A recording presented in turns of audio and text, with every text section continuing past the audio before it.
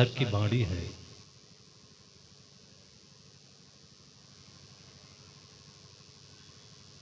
सज्जन से दुर्जन भया, सुन काहू की बोल। कांसा तांबा होए रहा, हता ठिको का मोल।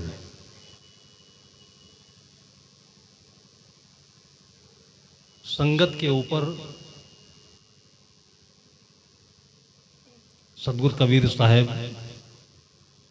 और ऐसे मनीषी संतों ने बहुत विशद विवेचन किया है। जो मन बनता है हमारा, उसके केंद्र में हमारी चेतना है, उसकी सामग्री चारों तरफ का वातावरण होता है, जिसमें दोनों चीजें हैं, खाने पीने का वातावरण और जो हम लोगों से सुनते हैं उसका वातावरण। सामान्य भाषा में कहें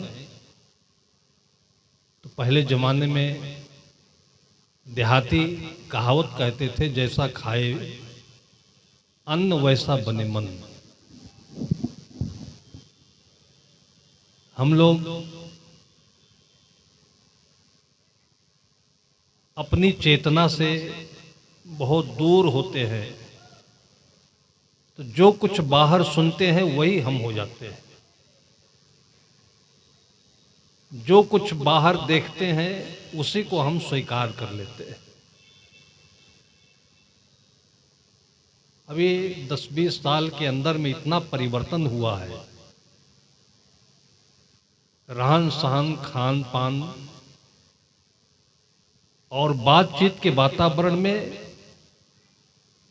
बहुत आश्चर्यजनक परिवर्तन हुआ है। जब से मोबाइल का युग आया, इसकी सारे हदें पार हो गई। गुरु का कोई मतलब नहीं रह गया। सबका जो गुरु होता है मोबाइल में गूगल होता है।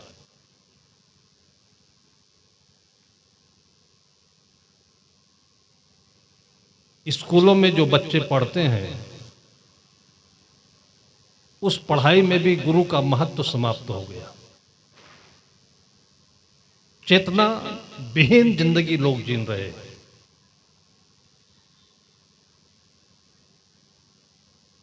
जब तक अच्छे लोगों की संगत नहीं मिलती, और जो अच्छे लोग होते हैं उन्हीं को साधु कहते हैं। साधु कोई एक रोड़ी परख शब्द नहीं है कि लाल कपड़ा का, पीले कपड़े का, सफेद कपड़े का, अमुक संप्रदाय का, अमुक मत का। साधु शब्द के आसपास कोई दूसरा शब्द लगाना ही बहुत बड़ा पाप है। साधु स्वयं में अपने आप संपूर्ण शब्द है। सीधा सरल व्यक्ति साधा। उसके बीच में इतने मतांतर हो गए कि जो जहां से जुड़ जाता है वो उसी का खूंटा पकड़ करके उसका ठेकेदार बन जाता है। और लगभग जो महापुरुष हुए हैं, संभवतः उन्होंने ये बात नहीं कही। किसी भी महापुरुष की वाणी को हम पढ़ें, जैसे कि महात्मा बुद्ध को हम ले, जिन्होंने भगवान को माना ही नहीं, लेकिन वो भगवान बन गए। महात्मा बुद्ध, उसके बाद भगवान बुद्ध, जिन्होंने भगवान शब्द का घोर खंडन किया। आज के भाषा में हम लोग बोलते हैं, खंडन नहीं किया उन्होंने, उन्हें भगवान शब्द का विश्लेषण किया और उनके जीवन के आचार विचार की वजह से, उनके शुद्ध मन की, शुद्ध रहने की वजह से उनको भगवान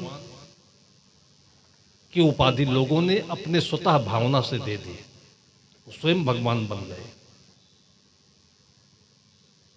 और उसी परंपरा में आगे चल करके कितनी विधि निषेध की बातें निकली कि एक ही परंपरा में सभी लोग उलझे हुए हैं। और इसी प्रकार से जैन परंपरा में देखें, कबीर परंपरा में देखें, वैष्णव में देखें, नागा में देखें, सब बातों में उलझे हुए हैं, आपस में उलझे हुए हैं। और जिनका अपना मन उलझा हुआ है वो अच्छे विचारों में भी उलझ जाते हैं। नहीं, सीधी सी बात है, जो नए पढ़े लिखे संत हुए उन्होंने कहा कि 4 वेद 6 शास्त्र में बात मिली है दोए, दुख दीन्हे दुख होता है, सुख दीन्हे सुख होए। ये माँ बेटे के बीच के लिए भी है, पति पत्नी के लिए भी है, भाई भाई के लिए भी है, और पूरे मानव समाज के लिए है। इसमें मत मतांतर की कोई जरूरत ही नहीं है। धर्म के नाम पर और कल्याण के नाम पर, मोक्ष के नाम पर हम लोग कितनी जातियों में, संप्रदायों में, ज्ञानों में बटे हुए हैं। और इसमें दूसरों का दोष नहीं है, अपना ही दोष है, हमारे मन का दोष है। चित्त की शुद्धि, बुद्ध की भाषा अगर हम पढ़ें तो बुद्ध का सबसे बड़ा जो विश्लेषण है वो चित्त की शुद्धि है। और जो भी महापुरुष हुए हैं सबका यही विश्लेषण हुआ है कि जब तक चित्त शुद्ध नहीं होता है तब तक कोई बोध सही नहीं होगा, ज्ञान सही नहीं होगा, और तब तक अपने जीवन में स्थिरता नहीं आएगी, शांति नहीं आएगी। और चित्त अशुद्ध क्यों होता है? चित्त बनने के, मन बनने के कारण जो है वो बाहर का वातावरण है। राजनीतिक रैली होती है, अब नेता चित्त शुद्ध है कि नहीं है कोई प्रमाण नहीं है। जो बोल देता है तो हजारों लोग उसका अनुसरण करते हैं और एक तरफ से आंख मूंद करके उसके पीछे चलते हैं। जब कोई दुर्घटना होती है तो नेता बातों बातों से अपना पल्ला झाड़ लेता है, जिम्मेदारी से दूर हो जाता है। अंत में कुल मिलाकर के सारा दोष साधु संतों के मत्थे मढ़ दिया जाता है। जो आगे होता है उसी के ऊपर सारा दोष मढ़ दिया जाता है। सदगुरु कहते हैं कि सज्जन से दुर्जन भया, सुन काहू के बोल। अपनी अच्छी जिंदगी जीनी है तो हमें सोचना है कि अच्छी जिंदगी की परिभाषा क्या है। साहब कहते सज्जन की संगत कीजिए साधु की, हरे और की व्याधि, ओछी संगत क्रूर की, आठों पहाड़ उपाधि। अब जो कठिनाई है वो ये है कि हम कैसे समझे कि कौन अच्छा है कौन बुरा है। बहुत पहले की बात मुझे याद आती है, जब मैं पढ़ता था तो किसी का आंख का ऑपरेशन कराना था, मुझे उनके सहयोग में रहना था। उन दिनों आंख के ऑपरेशन के लिए कम से कम 1 हफ्ता जरूर लग जाता था। अभी सिस्टम एडवांस हुआ है तो 2 घंटे में सब काम ठीक हो जाता है। पहले अस्पताल में भर्ती करते थे और खाने पीने की संयम की बात बताते थे। फिर उनका यूरिन टेस्ट होता था, शुगर है कि नहीं है, तब फिर उसमें ऑपरेशन जटिल होता था। ऑपरेशन के बाद में भी 2-4 दिन रखते थे। डॉक्टर ने बताया कि आज शाम को सब कोई हल्का भोजन लेना और कल सवेरे सब कोई अपना जो यूरिन है, पेशाब, इस शीशी में रखना। हमारे पड़ोस में जो मरीज भर्ती था उसके साथ रहने वाला उसको ऐसा मोटिवेट किया कि क्या करोगे झंझट करके तुम, हल्का भोजन का मतलब खिचड़ी होता है। खिचड़ी में दाल चाहिए, चावल चाहिए, अच्छे से उबल जाए, हल्का भोजन पच जाए तो आंख जो ऑपरेशन होगा वो सही ढंग से सेट हो जाएगा। अब अपने समझने में चालाकी है कि चंचलता है कि डॉक्टर की बात में भी बात बात में बात निकल जाती है साथी ने कहा कि तुम कहाँ झंझट करोगे, और तुम आधा किलो पेड़ा मंगाओ, खाओ, झंझट से खत्म, सवेरे ऑपरेशन कराओ। कल आंख का ऑपरेशन होना है, डॉक्टर कहता है कि हल्का भोजन करो, लेकिन वो मरीज जिससे दोस्ती किया हुआ था वो शरारती किस्म का था। हम लोगों ने खिचड़ी बनाई, उसके साथ कोई सहयोगी नहीं होता तो हम भी मदद कर देते, लेकिन जिससे मन रम जाता है उसकी बात सही लगती है। ये मन का दोष है। बहुत सारे गहराई से मैंने अध्ययन करके देखा है, जीवन में झंझट और बीमारी के दो ही कारण है, एक ही कारण है।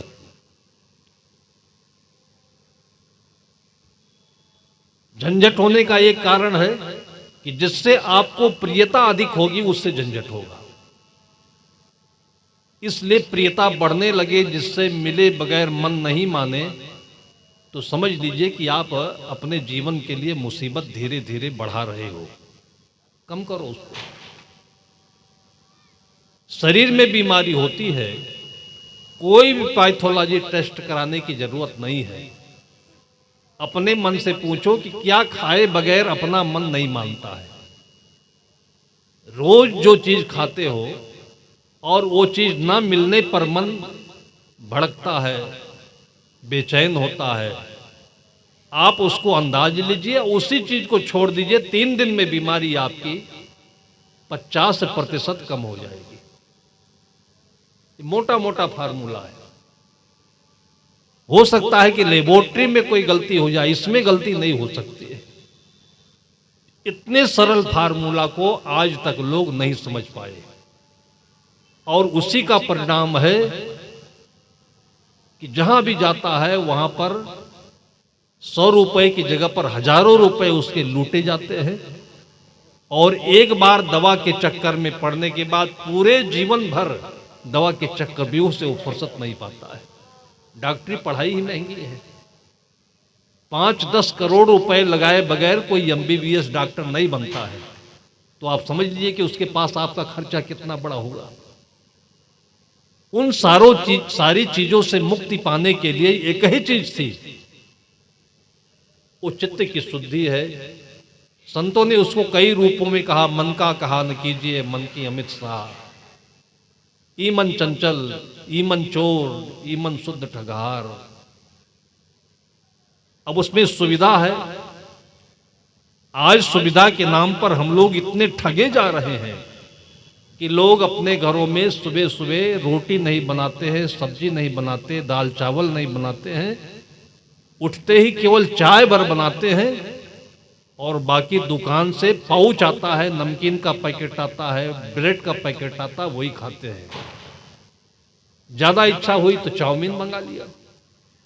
गांव गांव की हालत इतनी खराब है कि गांव गांव में जहां शुद्ध अनाज पैदा होता है, गेहूं होता है, चना होता है, अरहर होता है, और इसके पैदा होने में किसान का पसीना और खून एक हो जाता है, और वो किसान भी गेहूं सस्ते भाव में बेच करके और ब्रेड खाता है, चाउमीन खाता है, और ऐसे ऐसे नाम से कितनी चीजें हैं। ये आम गांव की बात मैं बता रहा हूं। छोटे छोटे बच्चों को मैं देखता हूं कि पैसा पा गए और उनको फुसलाने बहलाने के लिए माँ बाप के पास समय नहीं है, और बच्चे इसी में वो बहले रहते हैं, और खाते खाते 10-12 बरस का होते होते वो काले बंदर हो जाते हैं, लीवर खराब हो जाता है, 82 साल के 12 साल में बूढ़े दिखने लगते हैं। और जब कोई बीमारी आती है, कोई ध्यान दिलाता है, तो फिर कहते हैं कि मैं तो क्या करूं राम, मुझे बुढ़ा मिल गया। छोटे छोटे बच्चों की सेहत पर आंखें काली हो गई, आंखों में चमक नहीं है, और फिर इनसे माता पिता आस रखते हैं कि कोटा जाकर के डॉक्टर बनेंगे, इंजीनियर बनेंगे, और ये अफसर बनेंगे। ये जिनके शरीर में हीमोग्लोबिन सही नहीं है, खून सही नहीं है, लीवर सही नहीं है, और ये उस युग में हो रहा है जब बच्चों को साइंस पढ़ाया जाता है, उस युग में हो रहा है। और आज भी हम लोग बहुत सारे हमारे साधु संत भी इतनी सारी बातें गप वाली बोला करते हैं और एक दूसरे से उलझने वाली बोलते हैं, खंडन जिसे कहते हैं। लेकिन आज जो समस्या है उस पर नहीं चिंतन करते हैं कि हम किस गहराई में डूबे जा रहे हैं। ये दशा केवल गृहस्थों की नहीं खराब है, साधुओं की और ज्यादा खराब है। लंबी लंबी लाइन में जब साधुओं को खड़े रहना पड़ता है तो शर्म आनी चाहिए कि सब बीमार पड़े, साधु क्यों बीमार पड़े? क्योंकि बीमार वो होता है जिसका खाना खराब है, जिसका वातावरण खराब है। लेकिन इस पर चर्चा नहीं है। सत्संग के नाम पर भी हम लोग इतनी गंदी गंदी बातें, बेहूदी बातें सुनते हैं। एक दूसरे को नीचा दिखाने की भावना, एक दूसरे को छोटा दिखाने की भावना, गलत बोलने की भावना, जो घर में हम नहीं कर पाते। पत्नी से कोई खुन्नस हुई, बच्चों से कोई झगड़ा हुआ, परिवार में गांव में कोई लफड़ा हुआ, उससे कुछ नहीं कर पाए और साधु संगत में आ गए तो पूरी भड़ास हम लोग संप्रदायों के ऊपर अपनी डाल देते हैं, उड़ेल देते हैं और इसमें झगड़े हो रहे हैं। साहब कहते हैं कि सज्जन से दुर्जन बया, सुन काहू के बोल। साधु साधु में काहे का झगड़ा है? भाई साधु नाम ही त्याग का है। राम शब्द का खंडन सुनते सुनते आज देखिए कि हम लोग 10 रुपए पूजा के नाम पर इतना झगड़ा कर लेते हैं और फिर भी राम का खंडन करते हैं। राम शब्द का एक ही अर्थ है त्याग। जिन्होंने बड़ी आसानी से अपने गद्दी का त्याग कर दिया और वो त्याग आपके बच्चों में हो, आप में हो, तो जीवन में हजारों हजारों मुसीबतें, कठिनाइयां अपने आप दूर दूर तक आपको परेशान नहीं कर सकती है। लेकिन संप्रदाय में उलझे हुए हैं हम लोग। सदगुरु कहते हैं कि ये संसार सकल है मैला, राम गहे ते सूचा। कहें कबीर राम नहीं छाड़ो, गिरत चढ़त पर ऊंचा। राम क्या है? अपने जीवन की संतुलित स्थिति है। उतना खाओ जितने में जीवन शुद्ध रहे।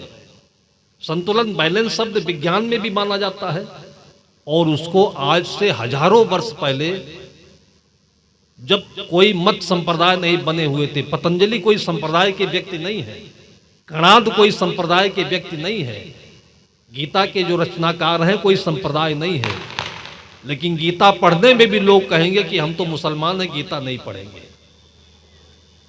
गीता में केवल इतना कहा गया है, दृष्टा हो, संतुलित जीवन जियो। जैसे माथे पर टीका लगाया जाता है तो एक आंख दाहिने तरफ है, एक आंख बाएं तरफ है। जैसे आपके 2 तराजू होते हैं, तराजू के 2 पलड़े होते हैं, तो जब आप किसी वस्तु का तौल करते हैं तो आप पलड़ों को नहीं देखते हैं, पलड़ों के बीच में जो कांटा होता है उसको देखते हैं। उस कांटे को देखना ही ध्यान है। ध्यान कोई बहुत बड़ी चीज नहीं कि जिसको समझने के लिए आज इतना माथा पच्ची होती रहती है और ध्यान लगता नहीं। ध्यान केवल तराजू का बैलेंस है कि आपको भूख कितनी है, आपका खाना कितना है, और ये बैलेंस बिगड़ता है तो उससे मोहब्बत बढ़ता है, आसक्ति बढ़ती है, चाहनाएं बढ़ती हैं, फिर मन का जंजाल बढ़ता है, फिर सारे झगड़े होते हैं, सारी बीमारियां होती हैं। आपको बड़े आराम से किडनी में स्टोन हो, पथरी हो, तो डॉक्टर ये बता देगा कि हमारे पास में दूरबीन पद्धति है, बहुत आराम से आपका हम ऑपरेशन कर देंगे। हर कोई बताता है, हर जगह इसके आपको विज्ञापन बड़े बड़े मिलेंगे, लेकिन एक छोटी सी बात कोई नहीं बताता है कि दिन भर में आपको 10 गिलास पानी पीना चाहिए, जिससे कि दूर दूर तक आपको ये पथरी के मुसीबत में फंसना ही नहीं पड़े।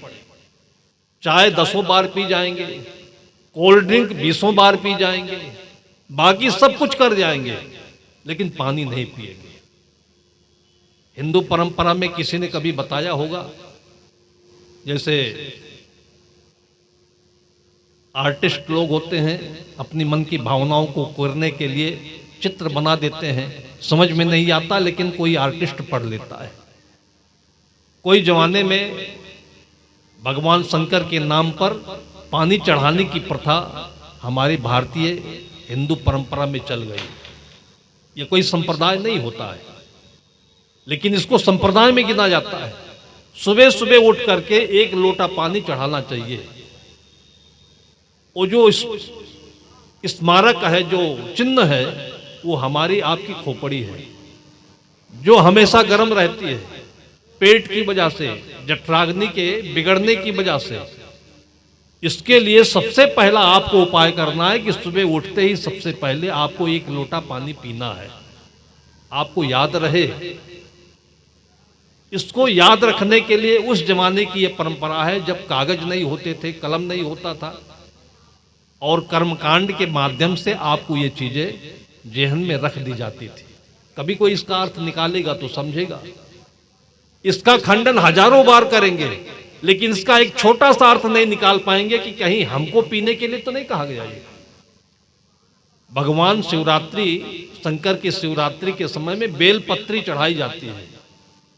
बेल के पत्री की चर्चा हजार बार हो जाती है, और मैंने 25-25 साल की उम्र में हफ्तों वर्ष तक, 7 साल तक सिरदर्द होने वाले, जिसको डॉक्टर लोग माइग्रेन कहते हैं, जिनका सिरदर्द किसी भी दवा से ठीक होने वाला नहीं है, और यही बेल पत्ती का मैंने कहा पीस करके रोज सवेरे इसका अर्घ पी लिया करो, और उनका 1 हफ्ते में सिरदर्द दूर हो गया। ये आयुर्वेद की बातें हमारे कर्मकांड से हमारे जीवन को जोड़ते हुए एक आदत में बता दी गई, लेकिन इसका अर्थ हम लोग नहीं निकालते हैं। उसके पीछे हजार बवाल हम लोग सुनते रहते हैं, कहते रहते हैं, एक दूसरे को बताते रहते हैं। जितनी सारी बातें सत्संग में होती हैं, उसका एक ही अर्थ है कि आप शांति से जिंदगी जिए, और शांति के लिए संतुलन चाहिए, शरीर में स्वास्थ्य चाहिए और मन में शांति चाहिए। अब इसमें वैचारिक वातावरण भी सुंदर होना चाहिए, खाने पीने का ढंग भी सुंदर होना चाहिए, और ये चीज एक अच्छे ढंग से जो करके जीता है उसको संत कहते हैं। जो हमारे साथ मरीज थे, हम पास में थे, हमारी बात उनको नहीं भाई, और वो उसकी बात मान करके आधा किलो मिठाई खा लिया, और सवेरे जब उसके पेशाब का चेक हुआ तो उसके पेशाब में झारा डायबिटीज आया, शुगर आया। खाया है पेड़ा तो निकलेगा क्या उसमें। और तब डॉक्टर का जो कंपाउंडर था आकर के उसको इतना फटकार लगाई कि हमारे डॉक्टर साहब की तुम बदनामी कराने आए, खाए क्या थे कल। तब बताया उसने कि पेड़ा खा लिया था मैंने। साहब कहते संगत कीजिए साधु की, हरे और की व्याधि, ओछी संगत क्रूर की, 8 पहर उपाधि। मन के संतुलन के लिए एक ही चीज आपके पास, एक शक्ति होनी चाहिए, वो त्याग की है। अगर आपके पास त्याग नहीं है तो खाना सही नहीं होगा, रहना सही नहीं होगा, काम सही नहीं होगा, कुछ भी सही नहीं होगा जीवन का। और त्याग हठ का नहीं होना चाहिए, विवेक पूर्वक होना चाहिए, उसको वैराग कहते हैं। त्याग ऐसा भी होता है कि घरों में झगड़ा कर लिया, बोलना बंद कर दिया। कोई आया, बात पूछी, बोलते क्यों नहीं, कहे मेरा मौन व्रत चल रहा है। इसको मौन नहीं कहते हैं। कोई पूछा खाते क्यों नहीं जी, तो बोलते मेरा उपवास चल रहा है। और 3-4 दिन के बाद जब उनकी बोलचाल होगी तो फिर पता नहीं कितनी बातें निकलेंगी। खाना शुरू होगा तो फिर पूरा उनाना भर भर के खाना शुरू करेंगे, लेकिन उसके पीछे उनका विवेक नहीं है, उसको त्याग नहीं कहते हैं। त्याग के साथ में विवेक हो, इसलिए संत महापुरुषों ने उसको वैराग्य कहा। अब वैराग शब्द इतना रूढ़ परक हो गया है कि ये तो एक परंपरा है, एक साइड है ये, जिसके घर में, जैसे कि गोस्वामी जी ने मजाक में कह दिया होगा कि नार मुई घर संपत्ति नासी, मूड़ मुड़ाए भय सन्यासी। जिसकी शादी नहीं हुई हो, जिसको घर में खाने पीने का ठीक इंतजाम नहीं हो, नौकरी नहीं मिल रही हो, समाज में कोई फजीयत हो गई हो, अनेक कारणों से जब रहन नहीं हुआ तो वो वैराग में आ गया। अब इसको गलत समझने का जो दुष्परिणाम है, किसको भोगना पड़ेगा। कुल मिलाकर के ये संतों की बातों को समझे आप ना समझे, नहीं समझने का परिणाम है इस संसार में भटकना, मार खाना, फजियत होना और नरक में जाना। और इनसे बचने का अगर हमारे अंदर में शौक है तो है कि अच्छे लोगों के पास बैठना, तब अच्छी बुद्धि मिलेगी। इसलिए कहा जाता है कि माता बैरी पिता शत्रु, इन बालों न पाठता, विद्याहीना ना शोभनते हंस मध्य बकोयता। जैसे साहब जी अभी बता रहे हैं कि हर माता पिता को भक्त होना चाहिए। भक्त का मतलब होता है कि दिल किधर से जुड़ा हो। सदगुरु प्रेम साहब कहते हैं प्रेमी की भावे चालमन, जो प्रेम दिल साचा रहे। जिससे हमारे अंदर का कनेक्शन जुड़ जाता है, जिसको नेटवर्क कहते हैं आज की भाषा में, वही बातें याद होती हैं, उसके पूरे जीवन के गुण याद होते हैं। उसमें एक शब्द निर्धारित कर दिया जिसको राम कहते हैं। अगर उन गुणों को हम पर्सोनिफिकेशन में, मानवीकरण में ले आए तो एक ऐसे व्यक्ति की कल्पना की हमारे पूर्वजों ने कि जिसके सारे व्यवहारिक गुण सुंदर हों, त्यागमय हों, और उसी के आधार पर, चूंकि लोगों को गृहस्थाश्रम में जीना है, संत लोगों के जो आदर्श हैं गुरु होते हैं, लेकिन गृहस्थाश्रम में जिनको जीना है तो उनके आदर्श के रूप में राम और सीता को रख दिया गया। उस जमाने की कुछ परंपराएं जुड़ी होंगी, तो उसमें बहुत सारी बातें ऐसी हैं जो आज की परंपरा में हो सकता नहीं हो, लेकिन जो सार्वभौमिक परंपरा है वो यह है त्याग है। और उस त्याग से राम ने अपने जीवन में विजय हासिल की, और उसका अर्थ व्यक्तिगत नहीं होता है, मनोगत होता है। अयोध्या उसे कहते हैं जो हमारा ये शरीर है जिसमें युद्ध नहीं होना चाहिए, टकराव नहीं होना चाहिए। जैसे आप लोगों ने आयुर्वेद में सुना होगा कि शहद और घी बराबर मात्रा में नहीं खाना चाहिए।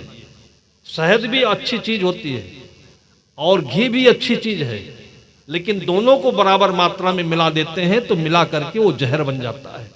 ये टकराव हमारे जीवन में, हमारे जीवन के लिए खतरनाक है। हमारे आपके जीवन में बैलेंस बने, माता और पिता ये दोनों भक्त हों, अच्छी जगह से जुड़े रहेंगे, उनके घर में साधु संत आते रहेंगे। इन्हीं साधु संतों को पहले जमाने में पंडित कहते हैं। आज पंडित नाम से समाज में इतनी एलर्जी है, लोगों को इतना दुर्भाव पैदा किया गया कि उसी पंडित नाम को लेकर के कितनी जातियों में समाज को हमारे खंडित किया जा रहा है। पूरा भारत शीशे की तरह से दरका हुआ चला गया है, और यही कारण रहा कि हमारा भारत हजारों वर्षों तक गुलाम रहा। जब हल्दी घाटी की लड़ाई होती थी तो ऐसे जातियों में और ऐसे ऊंच नीच में लोग बटे हुए थे कि उधर लड़ाई होती रहती थी और लोग अपने खेतों में काम करते रहते थे, निकाई करते, अपने खेत की गुड़ाई करते थे, और जो कोई सिपाही मरता था तो उसके घर में संदेश दे आते थे। वो लोग होते थे जो हमारे दुश्मन पक्ष थे, मुश्किल से 50 होते थे। हमारे यहाँ के लोग हजारों होते थे, लेकिन वो 50 लोग हजारों को मार करके चले गए और यहाँ को लूट ले गए, और हम लोगों से कोई मतलब नहीं रहा, इसलिए कि वो राजा है और हम लोग प्रजा हैं। ऐसे फूट होने के कारण से हमारा भारत देश हजारों वर्षों तक गुलाम बना रहा।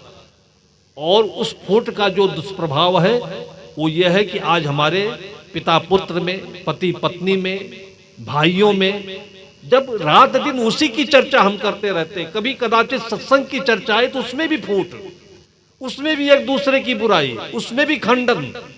तो बताइए कि आपके मन में बैलेंस कब बनेगा? इस तरीके की बातें सुनकर कि आपके बच्चों में जो ऊर्जावान होना चाहिए, जिसको संपूर्ण होना चाहिए, पूर्णिमा का चांद होना चाहिए, ये कैसे होगा? जिसको हम आजकल पॉजिटिव थिंकिंग कहते हैं इंग्लिश में, कि हर जगह पर आपको काम की चीज ले लेना है। साहब कहते हैं कि साधु ऐसा चाहिए जैसा सूप सुभाए, सार सार को गह रहे थोथा दे उड़ाए। लेकिन अब कहने वाले अनेक भांत के हैं, समझने वाले भी अनेक भांत के हैं। जिसको जो सुहाता है वो सुनता है, फिर उसी परिणाम को भोगता है, फिर उसी रास्ते पर चलता है आगे। इसलिए किसी की बात सुनने की आवश्यकता नहीं है, आपको केवल अच्छे और बुरे का अंतर समझने की आवश्यकता है। उसको भी हमारे संतों ने कहा ये कोई मत पंथ की बात नहीं है कि हम हिंदू होकर हिंदू की बात या कबीर पंथ की बात कर रहे हो। मत पंथ ने कहा आत्मना प्रतिकूलानी परेशान न समाचरित सूर्यताम धर्म सर्वस्व श्रुत्वा चैवावधार्यताम। सबकी बातों को सुनिए और सुन करके उसका इम्प्लीमेंट करिए। इम्प्लीमेंट आजकल का कोर्ट का शब्द होता है, अपने जीवन में उसका प्रयोग करिए। आपका जीवन, हमारा जीवन प्रयोगशाला है। किसी को तकलीफ थी, मैंने कहा ये चीज आप खा करके देखिए, आप ये चीज छोड़ करके देखिए, और उसने इम्प्लीमेंट किया। मैं आपको बताता हूं कि मेडिकल कॉलेज और पीजीआई तक का वो बच्चा एक बीमार था और दवा करा करके हार गया, मरने के करीब पहुंचा था और ठीक नहीं हो रहा था। फिर किसी प्रकार से किसी ने बताया होगा, हमारे पास आया, तो मैंने कहा कि डॉक्टर ने इसकी बीमारी क्या बताई? कहा कोई नहीं बताया। अब डॉक्टर का जो काम है उसको डायग्नोस कहते हैं, मतलब उसका विवेचन करना कि बीमारी हुई क्यों। लेकिन डॉक्टर इसको नहीं देखते। डॉक्टर को पढ़ाया जाता है कि ये दवा खाओ। दवा क्यों खाएं? ऐसे ही पहले से हम खा रहे हैं बिना मतलब की चीजें, फिर उसके बाद दवा भी बोल दिया। दवा तो लास्ट स्टेज की चीज होती है कि आदमी को बहुत व्याकुलता हो, नींद नहीं आती हो, तब दवा देनी पड़ती है। उस 12 वर्ष के बालक को समझना कठिन था, वो नहीं बता पाता था कि मैं क्या खाता हूं। तो उसके साथ जो उसके घर वाले आए थे, उससे मैंने बहुत देर तक पूछा और घंटों तक हमको भरमाता रहा, बस दाल चावल रोटी साग, दाल चावल रोटी साग। मैंने कहा ये खाने से कोई बीमार नहीं पड़ता है। फिर मैंने अपने आइडिया से उसको बताया कि या तो ये मिट्टी खाता रहा होगा बचपन से, और या तो ये फिर ये तेल या घी चिकनी चीजें ज्यादा खाता होगा। तकलीफ क्या थी कि उसका मुंह पूरा फूल गया था, पेशाब नहीं होता था, गाढ़ा गाढ़ा पदार्थ निकलता था, पेट पत्थर के समान हो गया था। अल्ट्रासाउंड भी हुआ, एक्सरे भी हुआ, कितनी दवाइयां हुई, लेकिन अभी तक ना फायदा हुआ ना बीमारी का पता चला। जब मैंने कहा कि या मिट्टी खाता होगा या तो तेल ज्यादा खाता होगा, तब उसने बताया कि आज भी ये भात में तेल और मिर्चा नमक मिलाकर खाकर आया है, बगैर तेल के खाना नहीं खाता है। मैंने कहा कि अब ये ठीक हो जाएगा, इसको तेल छुड़ा दो। फिर उसको मैंने बताया कि सब्जी उबाल करके उसका सूप दीजिए, दलिया पतली करके उसको चटाइए और धीरे धीरे इसको पानी पिलाइए। और 3 दिन के बाद जब लौट करके आया आश्रम पर, तो रास्ते भर में उसको 3 बार पेशाब हुआ, बहुत बढ़िया ढंग से हुआ। और आज वही लड़का जवान घूम रहा है, शादी हो गई, बच्चे हैं उसके। साहब कहते हैं कि हम इस विवेचन में अपने चित्त का, अपनी चेतना का प्रयोग नहीं करते, बात सुन लेते हैं, बस हो गया। अब एक जाति का इसमें कौन सा दोष है? न साधु का दोष है, न पंडित का दोष है, न किसी जात का दोष है। दोष तो हर एक की चेतना में जो मूर्खता है, अज्ञान है, उसका है कि हम सही चीज को समझ नहीं पाते। कोई ऐसी परंपरा है जिसने किसी को शराब पीना सिखाया है? कोई ऐसी परंपरा है जिसने किसी को चोरी करना सिखाया है? और आदमी की जो जीवन में दुर्गति होती है, बर्बादी होती है, क्यों होती है? दुराचरण से होती है, खाने पीने के असंयम से होती है, व्यवहार की गलती से होती है।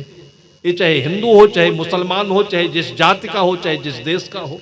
इतनी सी बात ना बता करके आज देखिए, आप लेबोरेटरी में जाएंगे तो, डॉक्टर के पास जाएंगे तो, वकील के पास जाएंगे, हर जगह आपको भटकना ही भटकना है और ठगाना ही ठगाना है।